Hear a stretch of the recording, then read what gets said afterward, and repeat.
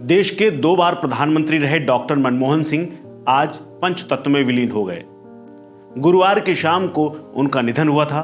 उसके बाद आज उन्हें मुखाग्नि दी गई। इस मौके पर प्रधानमंत्री नरेंद्र मोदी, राष्ट्रपति द्रौपदी मुर्मू समेत तमाम कांग्रेस और बीजेपी के नेता और मंत्री मौजूद रहे। उनके जाने के बाद उनके पीछे छूट गया है उनका पूरा परिवार, जिसमें 3 बेटियां हैं और उनकी पत्नी। एक तरफ जहां मनमोहन सिंह के अंतिम संस्कार और उनके मेमोरियल को लेकर के तमाम बहस हुई, वहीं अब दूसरी बहस ये हो रही है कि आखिर उनका वारिस कौन होगा, क्योंकि परिवार में 3 बेटियां हैं और उनकी पत्नी भी है। दरअसल बीते काफी दिनों से उनकी तबीयत खराब चल रही थी।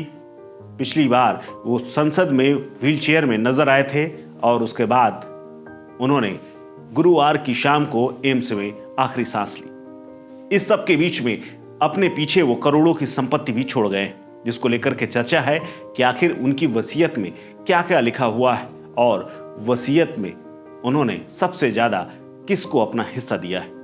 तो आपको बता दें कि बेहद सामान्य जीवन जीने वाले और खुद को मिडिल क्लास कहने वाले मनमोहन सिंह की संपत्ति के बारे में अगर बात करें तो करीब 15.5 करोड़ रुपए।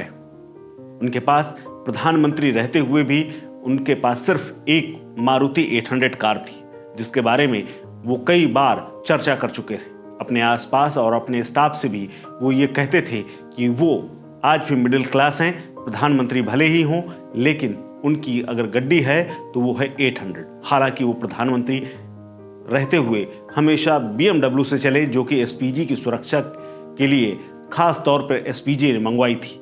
पूर्व पीएम की बात करें तो उनकी संपत्ति के बारे में तमाम मीडिया हाउसेस ने लिखा है, लेकिन उनकी संपत्ति जो उन्होंने राज्यसभा सांसद बनने से पहले घोषित की थी वो करीब 15 करोड़ से ज्यादा है। प्रधानमंत्री रहते हुए उन्होंने अपने कार्यकाल में कई बड़े काम किए जो कि देश की इकोनॉमी के लिए फायदेमंद साबित हुए, लेकिन उनकी नेटवर्थ में उनकी खून पसीने की कमाई ही दिखती है, जिसमें कि ज्यादातर उनकी सैलरी से कमाई हुई है। बात करें उनकी संपत्ति की तो अपने पीछे 15 करोड़ रुपए छोड़ गए हैं। इसके अलावा उनके पास 2 फ्लैट भी थे।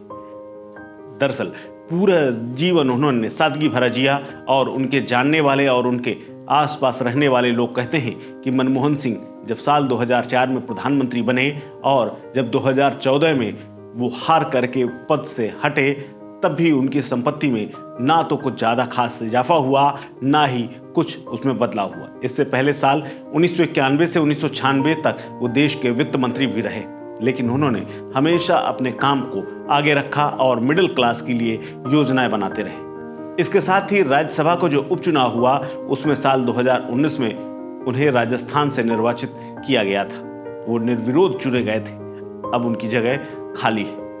अगर उनकी संपत्ति की बात करें तो MyNeta.com के मुताबिक इस चुनाव आयोग में उन्होंने एक हलफनामा दाखिल किया था।